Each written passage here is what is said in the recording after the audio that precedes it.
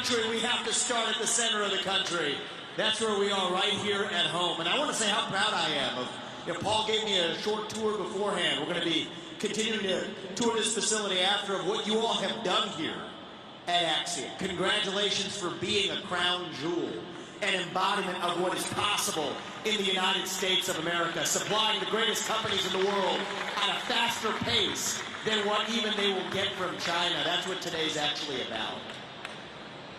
This campaign, for those of you who have been following it, you know this. This is about filling the void at the heart of our country. We're in the middle of a national identity crisis today. We have forgotten what it means to be an American. I am 38 years old. I'm the youngest person ever to run for U.S. president as a Republican. Thank you. I appreciate that. Born and raised in Ohio, the kid of immigrants who came here with almost no money, founded multi-billion-dollar companies, did it while marrying my wife, who would have been here except she's doing surgeries at Ohio State right now, raising our two sons here in Columbus, Ohio, following our faith in God. That's the American dream. I am genuinely worried that that American dream will not exist for our two sons and their generation unless we all step up and do something about it. We're in the middle of a national identity crisis where we have to answer that question of what does it even mean to be an American today? You ask people my age that question, you get a blank stare in response. That is the vacuum. That is the void. Now, I've talked in other settings about the revival of core American ideals, meritocracy, the pursuit of excellence, free speech and open debate, self-governance over aristocracy. I think 80% of people in this country eat ideals. Half the 20 are people younger than me who never learned those ideals in the first place. And we're going to bring them along too. That is how we're going to reunite this country. But one of the most important ways we're actually going to do it is by reviving a national pride that's real. It's not a fake national pride with eagles and red, white, and blue. It's grounded in reality, in economic prosperity here at home, in a modern Declaration of Independence. The Declaration of Independence that Thomas Jefferson would have signed, and did sign in 1776, that he would sign if he were alive today, is what we're going to talk about today, our Declaration of Independence from China.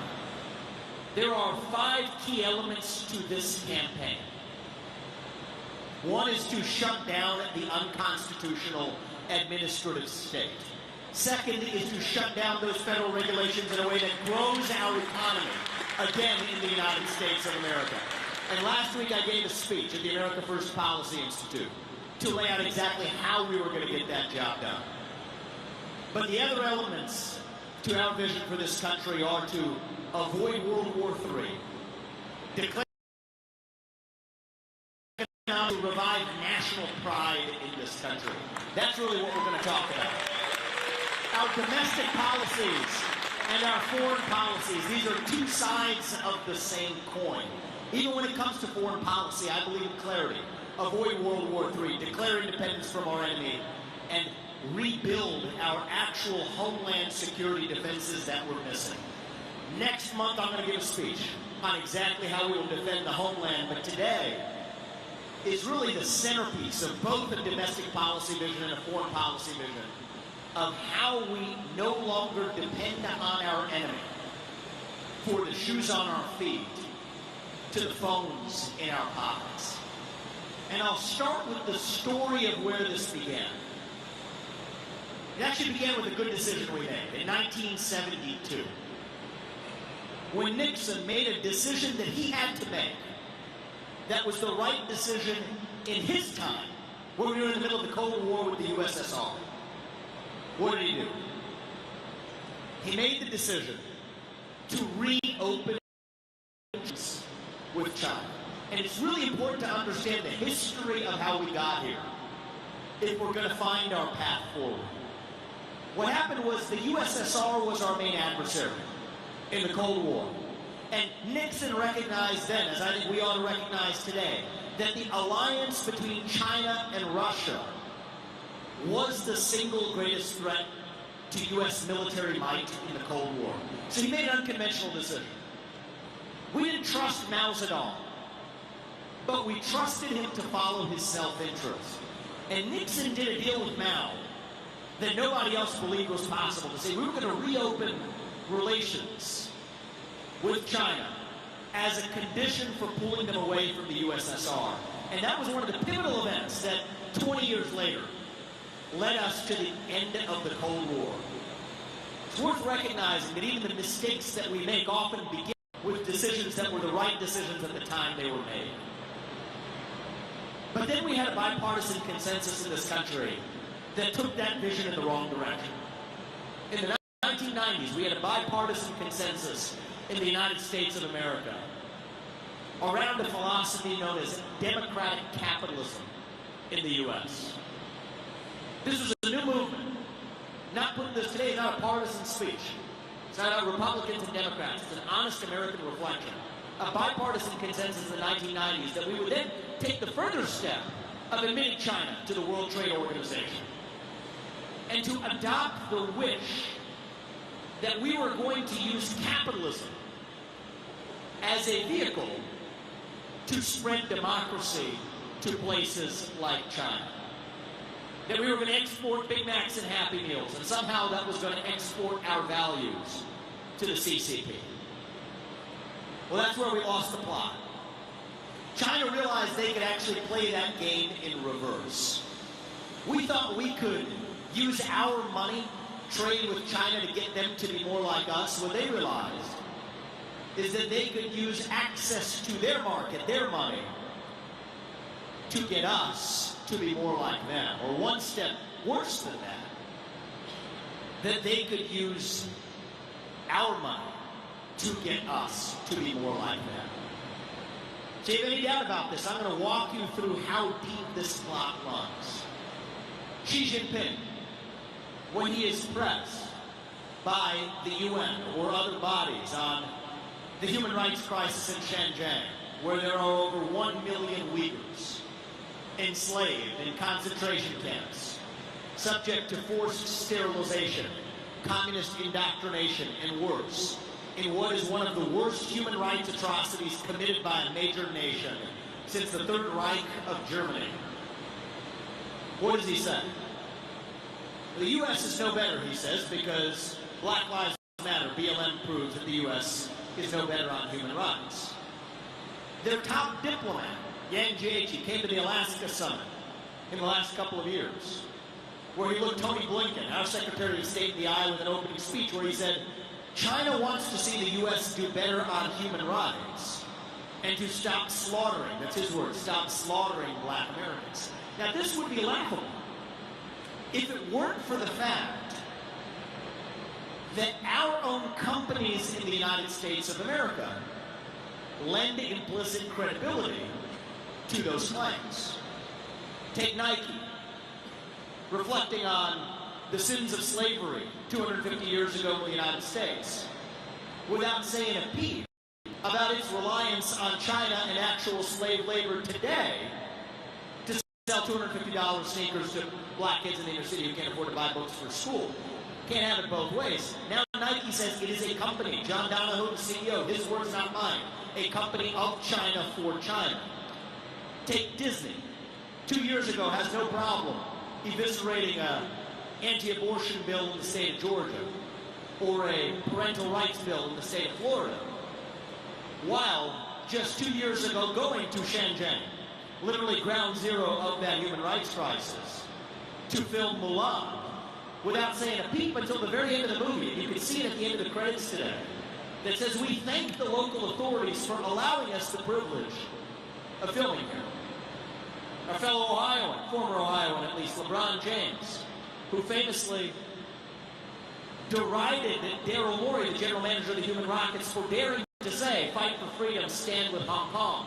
Nike, BlackRock, Airbnb, JP Morgan Chase, the story is the same. Because it's not even their fault comes down to money. The Chinese Communist Party builds a great Chinese wall that stops you from entering the Chinese market if you criticize the CCP. But they will roll out the red carpet if you criticize the United States. Take BlackRock, the first asset manager ever to be granted as a foreign asset manager the right to sell mutual funds in China. How did they get it? It was only after BlackRock's CEO, Larry Fink, lobbied in the United States for lowered listing standards for Chinese companies in the U.S. Now, is it any mystery that the same company that tells U.S. firms like Exxon and Chevron and countless other companies that they have to reduce emissions, including Scope 3 emissions here in the United States, does not say a peep as a shareholder of PetroChina on the other side of the world, even as they apply no emissions caps on the other side. This is not an accident, and it's exactly what happens in the United States when we are dependent on our adversary for our modern way of life. We sang the siren song of saying that this is actually about global capitalism. That we're committed to capitalism. And make no mistake, I am an unapologetic defender of capitalism, true capitalism, as the best system known to man to lift us up from poverty. That is the American way of life. That is the story of Axiom Plastics. That is the story of the American dream that so many of us have lived. But when that system is co-opted by a foreign actor and advance non-economic agendas, that's not capitalism anymore. That is mercantilism. And the right answer for the 21st century is not the same answer that we might have given back in 1980. I respect Ronald Reagan. I respect him because, like Nixon, he did what he needed to do in his era. He slashed regulations, opened up trade, embraced global capitalism at a time when that was what was required. But as my favorite Republican president of all time, Abraham Lincoln, famously said it, the dogmas of a quiet past are inadequate to the stormy present. And today, that the dogmas of 1980 are inadequate to the unique challenges that we as Americans face today. And what I'm going to lay out today, we're sort of making this a trademark of the campaign. We like to use some poster boards to make things clear. What we're going to lay out is, for the first time in either party, a clear and pragmatic vision for how we will actually, finally, at long last, declare economic independence from China while actually advancing American prosperity here at home. This isn't a wish list. This is what we are actually going to get done in this country. There's 4 elements to it. First is to declare independence from China. We must declare independence from the climate agenda here at home. Second, to declare independence from China over the long run, we must first ensure we have semiconductor independence from Taiwan starting today here at home. Thank you. Third, we will declare independence for our defense industrial base so that the weapons that we may need, God forbid, in an armed conflict scenario with China, do not actually come from China. And fourth, a pharmaceutical supply chain that we rely on for life-saving medicines to daily medicines like ibuprofen that we take that rely on our enemy for our modern way of life. We will cut off our pharmaceutical dependence on China. Those are the 4 elements of how we will at long last in this country declare economic independence from our enemy. Let me start with the first of those articles, the Articles of Independence from Communist China. We have to actually declare independence from the climate change agenda, which is itself a farce. I said this on the debate stage. I took a lot of heat for it. I'm going to say it again. The climate change agenda is a hoax because it has nothing to do with the climate and everything to do with global equity, specifically letting China catch up to the United States of America economically. I'll explain to you how it works by way of example. Take the electric vehicle cult in the United States, and I have no problem with the existence and purchase of electric vehicles, but I do have a problem with a subsidized industry that falsely tilts the scales towards China. Those EVs, we depend on them. We depend on China for rare earth minerals and mineral refining capacity in order to provide those electric vehicles in the United States. So when U.S. taxpayers subsidize EVs, we are actually subsidizing the Chinese Communist Party on whom we rely for the production of those EVs. The same story for the solar panels in this country. Think about the emissions tax that we apply in this country. As of 2019, and the trend continues, China emits more carbon, more greenhouse gas emissions than the United States and the rest of the developed world combined by claiming to be a developing nation under the Paris Climate Accords and other international standards. Yes, that is a farce. The same opponents to carbon emissions, projects from companies like Chevron that are dropped, say nothing, as those same carbon emissions are shifted to places like China. Yes, that is a farce. The same opponents to carbon emissions here at home are also opponents to the greatest form of carbon-free energy production known to mankind in the United States of America. That is nuclear energy, where China is the only country, other than the U.S., that has a Gen 4 reactor today, while we still suffer with Gen 2 reactors. And so what we're going to have to do in the United States is actually reduce our dependence on China by first unshackling ourselves from the climate agenda here at home with a commitment to once again, without restraint, drill, frack, burn coal, and embrace nuclear energy in this country. And what I will do as U.S. President is on day one, we will rescind any unconstitutional federal regulation from the EPA to the Department of Energy to the SEC that requires even the measurement or the reporting of carbon dioxide emissions. We are done with it, to instead focus on GDP growth and actual American flourishing here at home. That is what we will focus on measuring, and that is the first step to declaring independence from an enemy that is purposefully using an agenda to shackle the United States as they continue to catch up. It's not too late to get this right. We're behind. But that's the first step at China. The second step is critical. It requires regaining control over our modern way of life. And there's a special reason why we're giving this speech here today, just a 5 to 10 minute drive from the new facility being built by Intel right here in Ohio. That comes to declaring our semiconductor independence from Taiwan. I want to tell you all how serious this is. Today we depend on Taiwan for the little chips that power our modern way of life. From these phones in our pockets, to those lights, to those cameras, to the refrigerators that kept your water cold before you drank it this morning.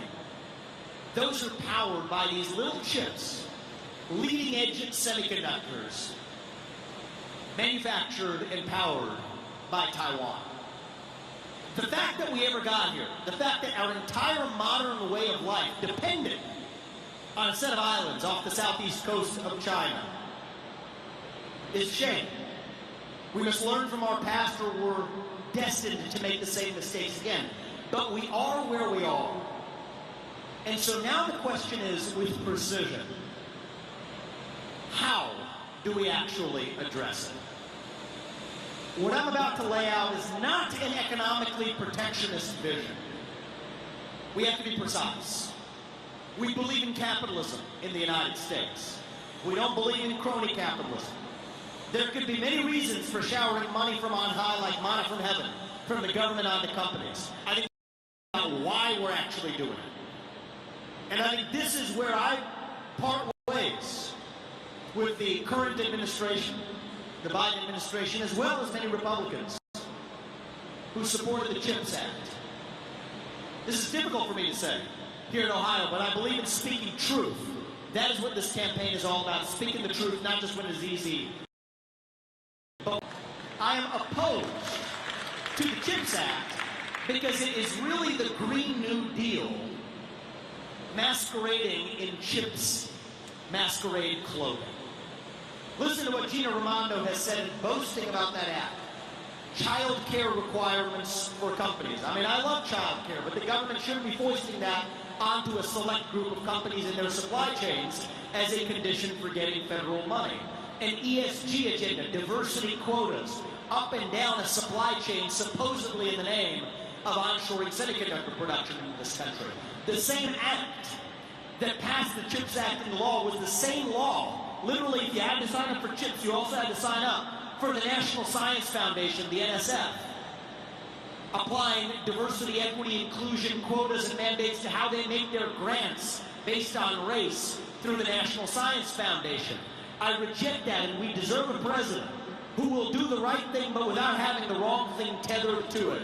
And that's why, even here in Ohio, I will say that the CHIPS Act was the wrong way to go, but we can't throw the baby out with the bathwater either. Not for economically protectionist reasons, but for national security reasons, that we have a narrowly tailored focus on bringing back semiconductor production here to the United States of America. And it's not just about money. The number one impediment to TSMC, Taiwan Semiconductor Manufacturing Company, building out its new plant in Arizona, it's not the money. It is the absence of skilled workers and trained workers who can actually know how to produce those semiconductors in Arizona. You mark my words, that will be the number one rate limiting factor here in Ohio as well, which is why we need to focus on actual workforce training in the United States, not subsidizing four-year gender studies majors in California, but actually people will go through vocational training and skills-based training to fill the actual needs we have in the United States. That's actually a vital objective. It's easy to sign a $50 billion crony capitalist boondoggle with DEI and ESG all over it.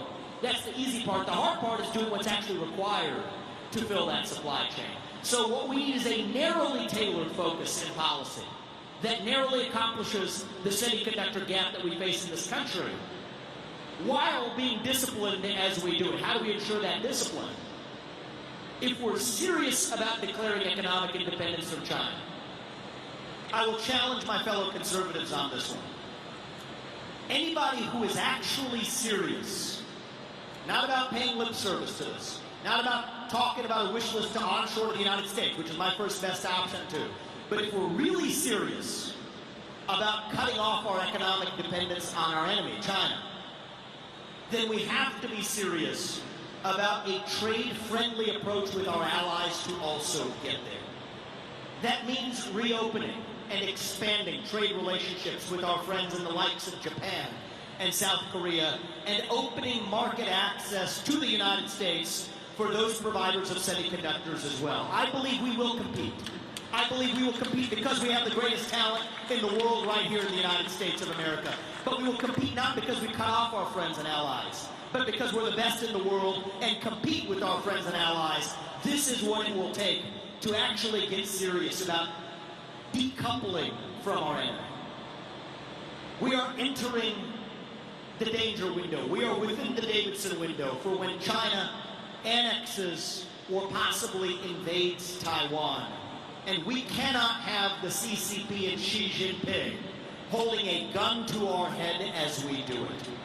That United United States of America is no longer in a leading position, but has finally consummated what China envisioned when this project began in 1990. A new equilibrium of a codependent relationship that we don't want to be in. Codependent relationships do not end well. The only question is who ends it first.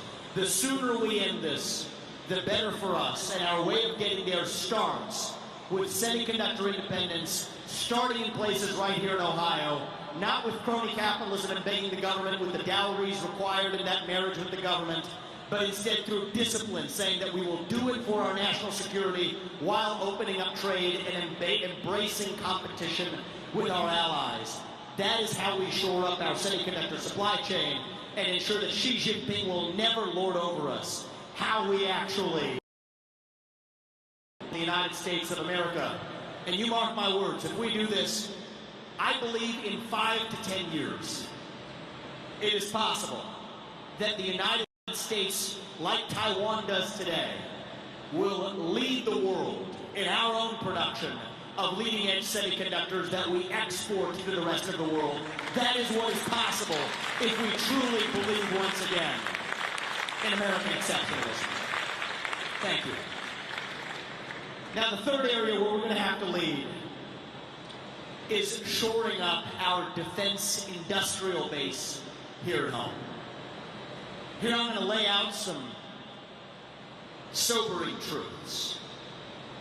Today, in order to produce our naval capacity, our Air Force capacity, our Department of Defense has identified 35 critical strategic materials to our military supply chain. For 16 of them, China is the leading producer. For 22 of them, the United States has no primary production in this country. Just last week, the CEO of Raytheon, a military contractor, was begging with politicians and potential policymakers, folks like myself and others, who will be leading this country, to play nice with China, because they can't make F-35s. They can't make even ships or other production that we need in the United States without depending on China. Think about how little sense this makes. If we're investing in our own military and defense production capabilities, why exactly are we doing it? We're doing it to protect and prevent against, God forbid, a conflict scenario in the United States. Now, who's our top adversary today? It's not the USSR. That fell back in 1990, as some seem to forget. Our top adversary today is Communist China. So what do you think is the first thing Communist China is going to do in a scenario where we end up in a conflict with China? To turn off our defense industrial base, which they control, the very weapons that they don't want us to use to strike China. This is the mistake. Each Virginia-class attack submarine today requires 9,200 pounds. Every F-35 needs 920 pounds of rare earth minerals that come today from China. Our greatest adversary is also our greatest supplier of the very military equipment that we build to deter that adversary. And just to put this in context, we did not depend for one iota of our military-industrial supply chain with the USSR in the last Cold War. Ronald Reagan himself would be rolling over in his grave and is today, knowing that we depend on our adversary for our own defenses. So the right answer is we have to invest in our own defense industrial base. Today I'm announcing, first of all, a commitment that I think we have to make as Americans between now and 2032, getting us through the Davidson danger window, getting us through the window where we will hit our nadir in naval capacity and otherwise. A commitment to a floor of 4% of U.S. GDP spent on military expenditures to defend our own homeland where our defense capabilities are badly lacking. And this is not going to be a military expenditure to fight foreign wars that don't advance U.S. interests. How are we going to get that money? Here's the answer. We have spent $3 trillion, over $3 trillion, in wars spanning Afghanistan to Iraq over the last 20 years that did not advance U.S. interests. Tens of thousands of American lives lost in foreign wars that did not advance American interests. To what end? 20 years later, the Taliban still in control. Years later, a regime in Iraq that is still unfriendly to the United States. Weak, vulnerable to Iranian encroachment. Just in recent weeks, Ohio's own sons and daughters in our own National Guard coming back from deployments to Iraq. Here we are, 20 years later. We have to learn from our past mistakes in order to avoid repeating them. Where our military investment really needs to go is to defending our homeland itself. Cyber defense capabilities that are lacking today. Super electromagnetic pulse capabilities that are lacking today. Electromagnetic pulse attacks that can take out our electric grid in a matter of days. 60 Chinese transformers embedded into the U.S. electric grid today. Nuclear missile defense systems that are lacking in an era of hypersonic missiles. Space-based defense capabilities that are lacking in an era where China and Russia both have space-based offensive capabilities against the United States. Border defense capabilities, where we are using our own military to defend against an armed invasion across somebody else's border in Ukraine, where we were not using our own military to defend against our own southern border, facing an armed invasion here at home. That is wrong.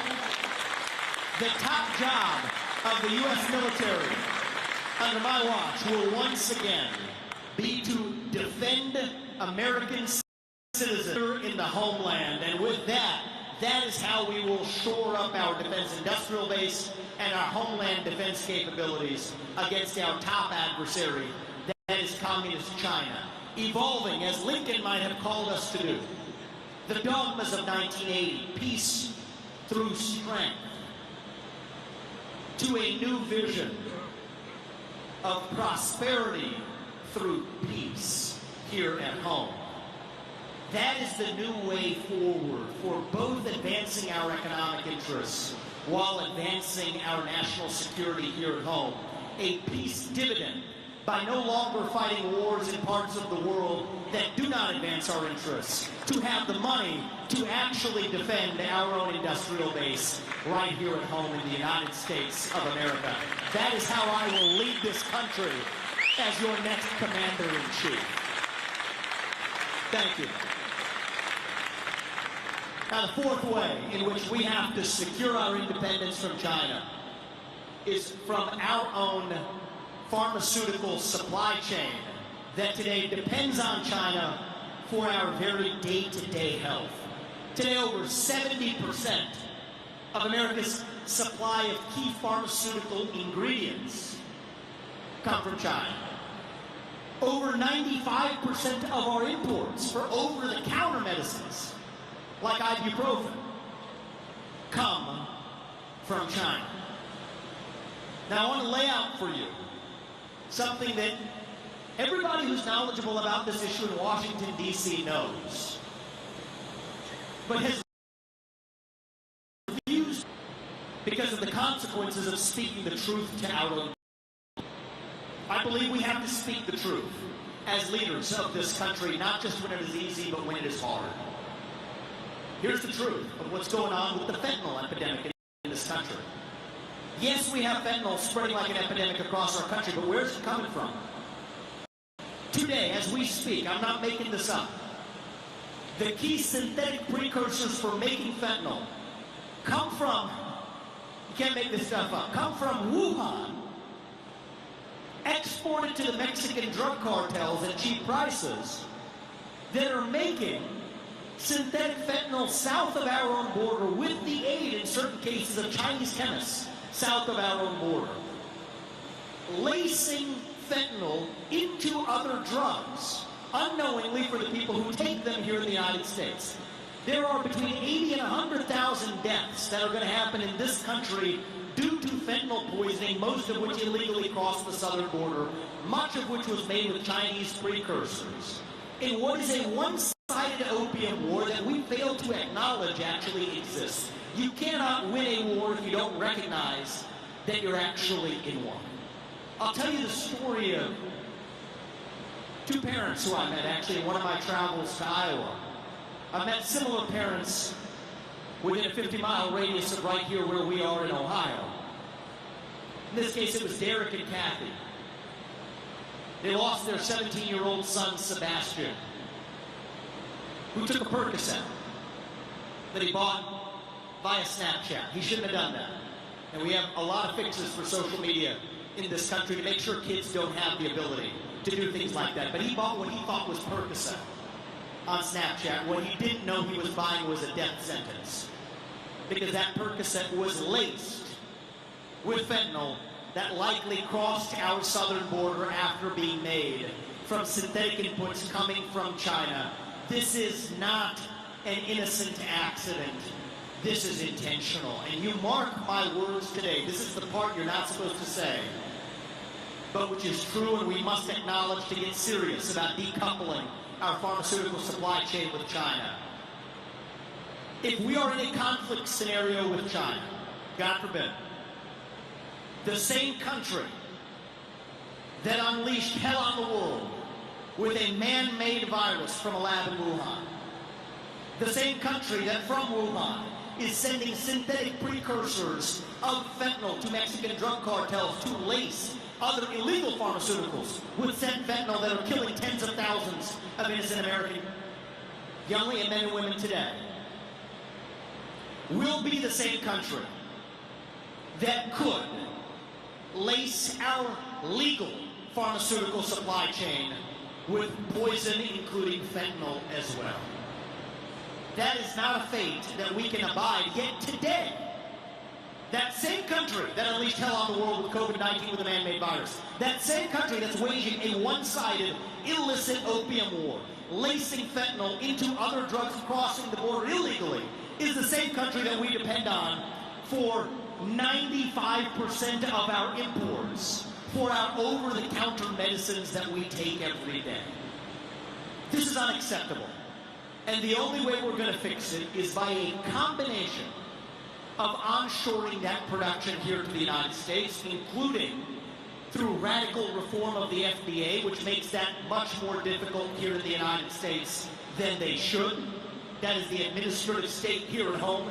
It is why the one war that I will wage will not be some unforeseen foreign war in the Middle East, but the war on our own administrative state here at home. Yes, we have to reform the regulations that stop pharmaceutical manufacturers from bringing that supply chain here to the United States, but it will also require, if we're being honest with ourselves, I will not sell you a fake vision of onshoring everything immediately. That's not going to happen if we're serious about decoupling from China.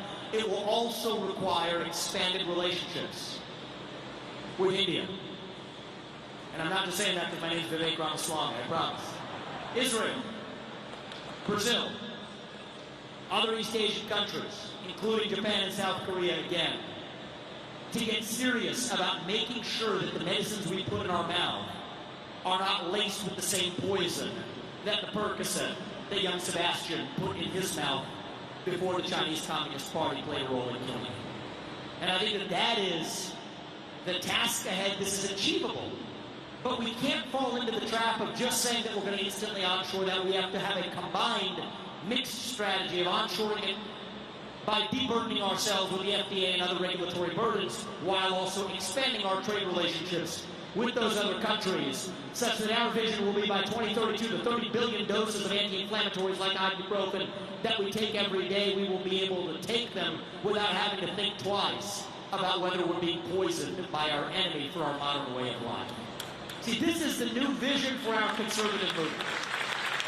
A combined, honest vision that is at once trade-friendly with our allies, while also onshoring as much as we possibly can here to the United States. That's an honest approach for how we're going to actually achieve not just lip service, but actual reality here in the U.S.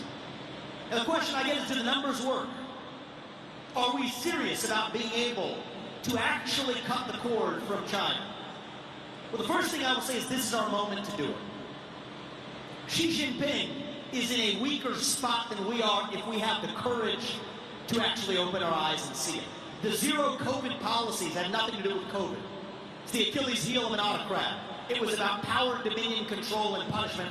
This is why China's economy is languishing today. So if we have a U.S. president who's serious about sitting across the table from Xi Jinping with a spine and actually saying with authority, unless you play by the same set of rules, unless you stop stealing our IP from our companies, enforce data and technology transfers, unless you stop turning our companies into lobbying pawns, unless you actually play by the same set of rules, abiding by the same standards we agree to, then we're cutting the cord. You will not buy land in this country. You will not donate to universities in this country. You will not turn companies into our companies will not expand into your Chinese market. You want to know what's happened? Half a weaker spot than we are. But it is when you are most willing to make a sacrifice that you won't actually have to make one at all, because the numbers are on our side. Even South Korea, of the total amount of electronic exports, this is one area this is impossible, our reliance on China for electronics. Of South Korea's total exports in the area of electronics, the U.S. only accounts for 10% of it today. So we have capacity, both in the form of our allies as well as production here in the United States, that absolutely can fill that gap. The question is, do we have a president of the United States that has the spine to actually see it through? Take Chile. It's the third largest producer of lithium. We rely today on China for our lithium. Chile exports 8 times as much lithium to China for refining than they do to the United States today. And we have a free trade relationship with Chile today. We are lacking in some of those rare earth minerals here in the homeland, but even though 40% of those rare earth minerals come from China, 25% are enjoyed by nations like Brazil and India. So once again, this is doable. The idea that we cannot depend and that we cannot decouple from China, that it would hurt Americans here on American soil, that is a farce that we've been fed by largely Chinese-fed propaganda served up to us on a silver platter by both parties that have been lobbied effectively by the CCP. But if we see the facts, we know what's possible. And the standard I use is what young Thomas Jefferson would say if he were alive today. He's my favorite president. I can take a lot of flack for that, but that's for another day. 3 years old in independence. I'm an old man by comparison. He invented the swivel chair while he was at it. The swivel chair that we sit on today was invented by Thomas Jefferson while he was writing the Declaration of Independence. One of the people who co-signed that with him was Benjamin Franklin, who invented right here in the United States the bifocal spectacles, one of the early remedies to the common cold. The Franklin stove that we use right here was made and invented right here in America by a co-signer of the Declaration of Independence that was written by the 33-year-old that invented and made the swivel chair while he was at it. That's what's possible in the United States. We are the pioneers. We are the explorers. This is what it means to be an American. You aren't trained in it? Great. We're going to figure it out and do it nonetheless here at home. That is the American way of life. Have we been perfect at every step in our national history? From our founding through even the mistakes that I criticized in the 1990s? No, we have not. We're not a nation of gods. We're a nation of men. But we're a nation still founded on those ideals. And I would rather live in a country that has ideals and falls short of them, and that they will call a hypocrite for that, than a country that no longer has ideals at all. Nobody calls China a hypocrite, because to be a hypocrite, you had to have the ideals in the first place. But our worst hypocrisies, and even our worst mistakes, even the ones I have criticized today, our worst mistakes and our worst hypocrisies are still our best evidence that we still have those ideals in the first place. Founded on perfection. We are founded on the pursuit of perfection, the pursuit of a more perfect union, the pursuit of liberty, equality, and justice for all. That is the dream that won the American Revolution. That is the dream that reunited us after the Civil War. That is the dream that won us 2 world wars and the Cold War. That is the dream that still gives hope to the free world today. And if we can revive that dream of Thomas Jefferson from 1776, then nobody in the world, not a nation, not a corporation, not a virus is going to defeat us. That is what American exceptionalism is all about. And that is what we together will revive to save this great nation. Thank you all for coming today. May God bless you. God bless your families. And may God bless our United States of America. Thank you. Thank you. I appreciate it. We're going to open this up. We're going to give a few of you a chance to ask some questions. I want to hear from you right here at home in Ohio. We're going to open this up for a couple of questions, and then we're going to wrap this up. Thank you very much. Thank you for coming today. I just wanted to say, first of all, cytosine mixed with fentanyl is now called tranq, and that's what's coming over the border right now.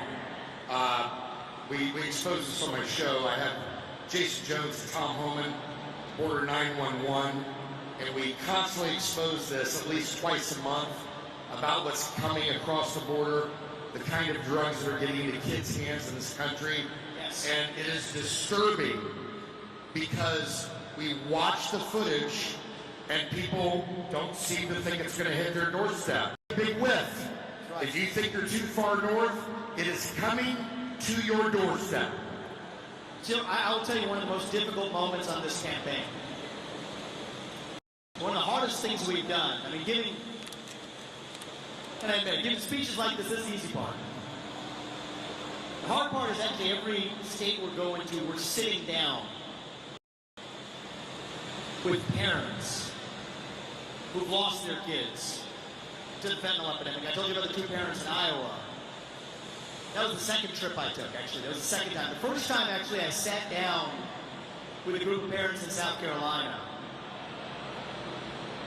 And I think I was just beginning to process it, but I think there was something about it where I think one of the mothers there, I think she was looking at me. Maybe I regretted if this was the case. Maybe she felt I was distracted or it didn't land with me. We had the round table. She came up to me. She put her hand on my shoulder. She said, "Listen up.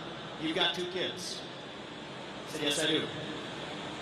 If you don't fix this, you are next on the list." And that landed with me. That stuck with me. This is not somebody else's problem. This does not discriminate between black or white, rich or poor, man or woman. It's spread like an epidemic. And it's different than the other drug addiction problems we've seen. There is a demand side to this. We have to have the courage to address that. I will never be the person who points the finger at somebody else as a substitute for looking in the mirror. We have a mental health epidemic in this country. We have a demand side problem. We have a hole the size of God in our hearts. And if God or nation does not fill that hole, some other poison will instead. That is true. And we have to have the courage and honesty to admit that. It's not just somebody else's problem. We got to look in the mirror too. But in this case with the fentanyl, it is different because this is intentional. This is an adversary purposefully weakening us, using the Swiss cheese of a southern border that we have to infiltrate our country and weaken us from within. Instead of protecting somebody else's border halfway around the world that does not advance our interest, we will use our military to protect against the armed invasion across our own southern border. And you mark my words, it's like a water balloon. You squeeze it in one place, skate to where the puck is going, it will show up on our northern border next. We will have to be willing to do that for our northern border too. That is what it means to stand for the rule of law. Thank you very much for that question. Appreciate that. Hi, Vivek. First of all, I sent you a message inviting you for lunch or breakfast on me. I work down the street at Kona Craft Kitchen on Longshore. Thank you for that. I appreciate it. Thank you for I being here. reiterated it to some of your coworkers. We will come sometime. Will you sign my book? I will sign your book. Thank you. Well, come on up here. As I'm signing that, we'll take the next question. Thank you. I'm so glad you're here. Thank you very much. Hand the question to young man right here. I like young people coming out on Thursday morning. I love that. I got a little bit of a hypothetical question. If you were in charge of the primary debate system, what would you change about it? The primary debates that we're having right now. Yeah, would you have more, less, how long? Oh, interesting. Exactly. So first of all, the next step, thank you very much, Joe. The next debate is actually next Wednesday. So interesting timing. So listen, my view is, I don't complain about the game, okay? You don't hate the game, you play the game as it's served up to you. People do this with the media. I mean, there's a lot of things I would change with, some of these are good people in the back, I don't mean to, not them personally, but media's broken, okay? But we still show up and I go on any network. Left wing, right wing, doesn't matter. Is the playing field even? No, it's not. Is it a fair system? No, it's not. We talk about China for. If I'm not willing to sit across the table from Don Lemon or Chuck Todd or whoever else it is that, those two guys aren't in their seats anymore, but whoever that is, right? Whoever it is, if I'm not willing to sit across the table from Don Lemon, I'm not ready to sit across the table from Xi Jinping. So we got to practice what we preach. So, yeah, do I have some issues with how things are done in the political process? Yes, I do, but I'm not going to sit here and complain about it. Hardship is not a victimhood is a choice, and I refuse to be a victim. We will be victorious, and I predict we will be victorious, including next week on that debate stage. And those aren't even my real opponents. We will be victorious next November against whichever puppet the Democratic Party puts up to revive this nation. Thank you very much. I appreciate that. We'll go to the back there. Hi there, my name's Josh, and we were in fact just driving across the country from Pennsylvania back to Indiana where we live, and we're listening to a bunch of clips online and them trying to beat you up on MSNBC and all that. Incredible. Thank you, But so we were so surprised we looked, oh, he's 20 minutes away, let's go. So here we are. So my question isn't awesome. related. I love that. It isn't related so much to the foreign policy, though I love what we're hearing about that. What about taxes in this country? I'll make it really easy, okay? Two things I'll say before I give you my plan. I'm never somebody who will make a false promise. So most of my agenda that I've focused on, from shutting down the administrative state to declaring independence from China, this is what the U.S. president can do. Keep us out of World War III, revive national pride, unlock the regulations that hold our economy back under the executive branch. This is the mistake most presidents make. They focus on the legislative agenda first. You all might remember this. My friend Donald Trump promised it. Repeal and replace Obamacare. 8 years later, did it happen? No, it did not. It is a false promise if it's contingent on Congress. So everything I'm telling you we're going to get done, we're actually going to get done because I don't need to ask Congress for permission or for forgiveness. Now, I do have a legislative agenda. We're going to get to that after we deliver the wins that I've laid out. Changing the tax code will require Congress. I hope that I am the president who will finally be able to get that done. And here's what I will get done if we can. We will drive this through. 12% flat tax across the board. Ordinary income, capital gain, corporate, estate, any other kind of tax, 12% flat tax across the board. Eliminate cronyist, deductions, rebates, all of the nonsense that's the product of lobbying. Forget about that. Should be no more than 1 to 2 pages. Take the $900 billion. You'll think I'm making this number up. It sounds ridiculous. I had to check 3 times because I didn't believe it when I saw it. $900 billion per year of tax compliance costs.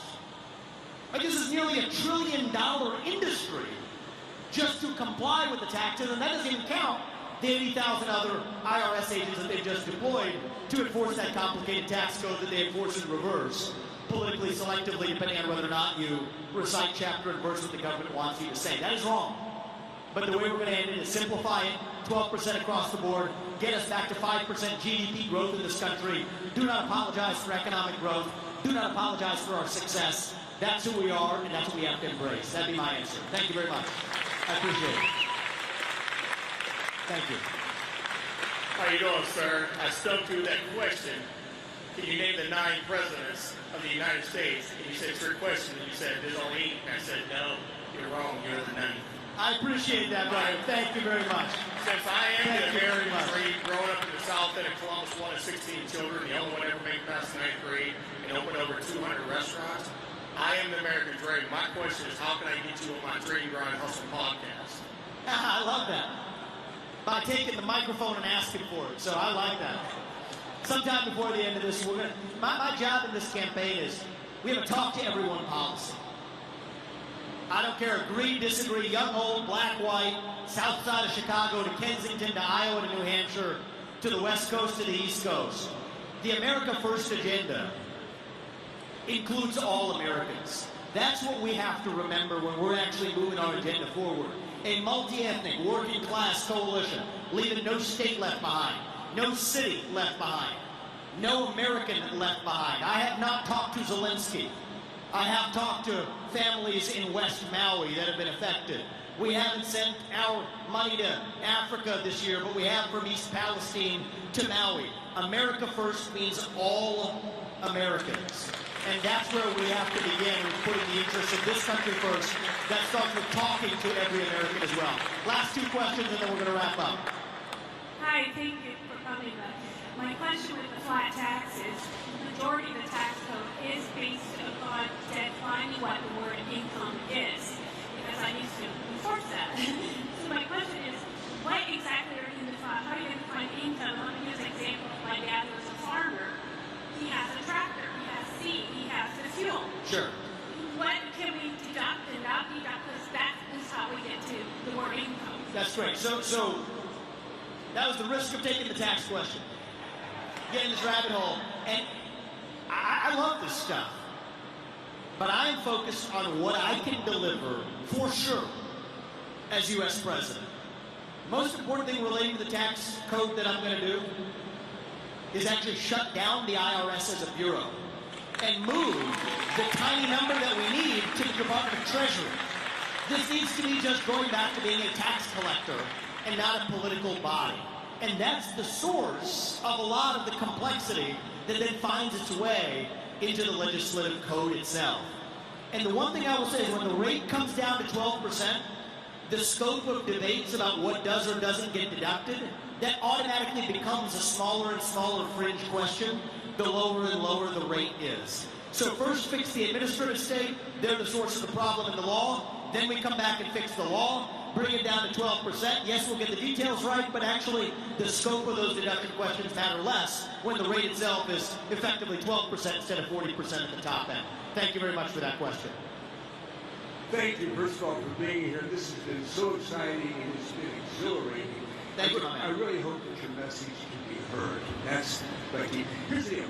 First debate, you come out and you launch a grenade by saying everybody on the stage has been bought and paid for. Today, I get the same impression that to a large degree, corporate America has bought and paid for what the legislature is doing, what Congress is doing. If the fix is in, and that's my term, not yours, how does truth overcome the fix?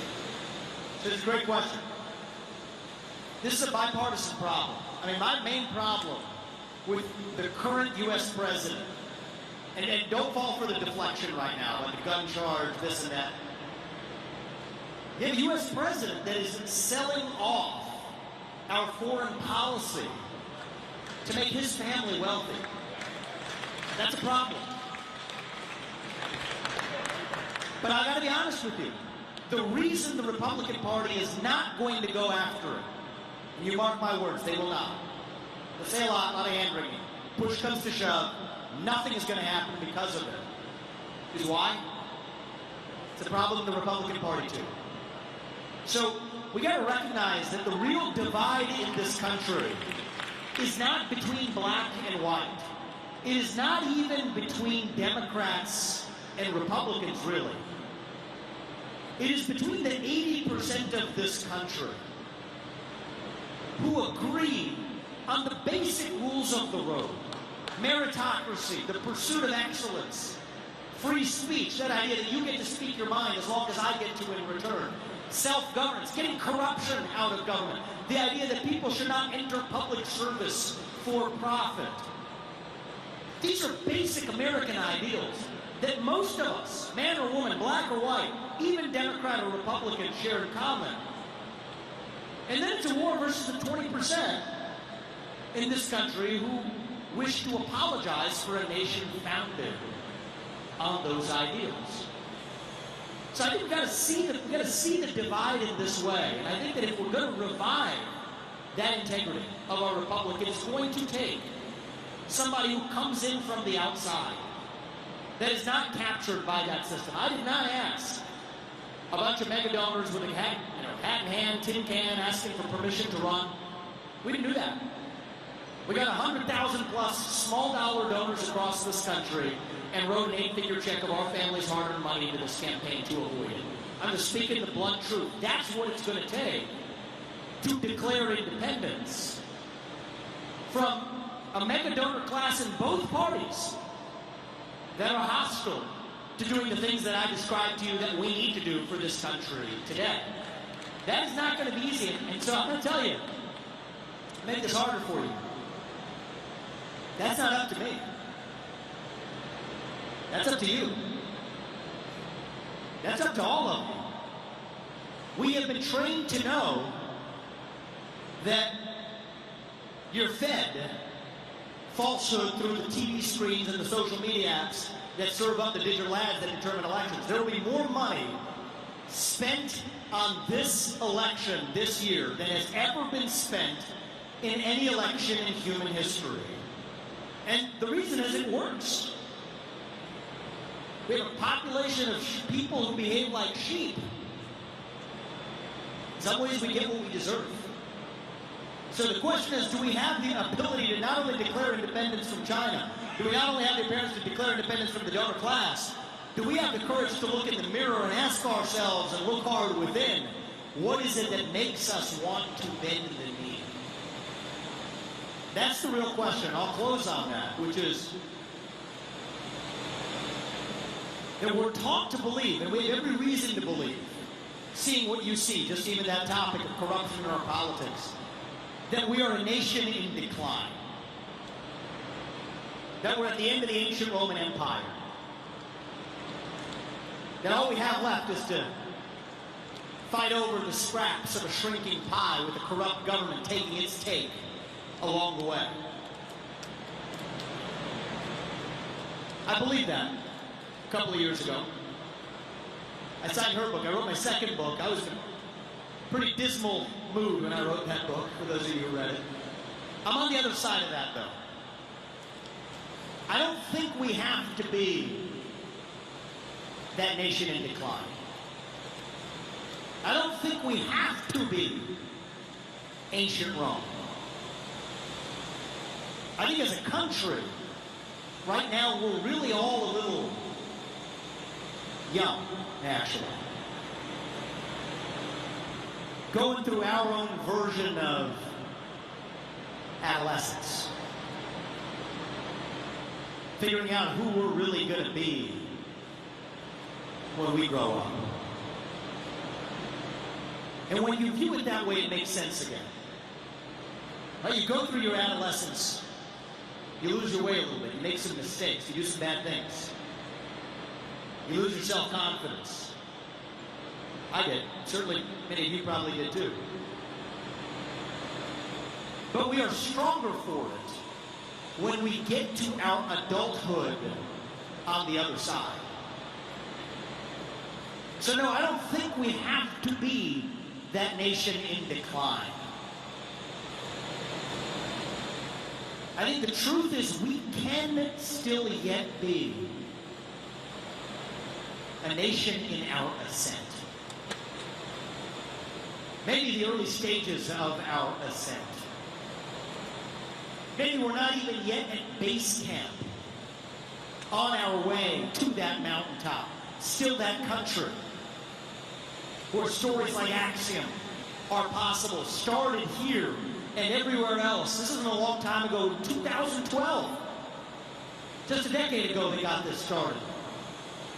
But what's exceptional about this story is that it's not exceptional. It is the norm. I'm the kid of legal immigrants who came to this country with no money, founded multi-billion-dollar companies of my own. Mark Kwame, I'm looking around at many of you in the audience today. That is not my story. That is not Axiom's story. That is your story. Still that country where we will tell our kids in good conscience and mean it that the United States of America is still that country where no matter who you are, or where your parents came from, or what your skin color is, or how long your last name is in some of our cases, that you get ahead in this country with your own hard work, your own and that you know what, you are free to speak your mind at every step of the way. That is the American dream. That is what we are running to. And that is what we together will revive to save our great nation. Thank you all. God bless you. God bless the state of Ohio.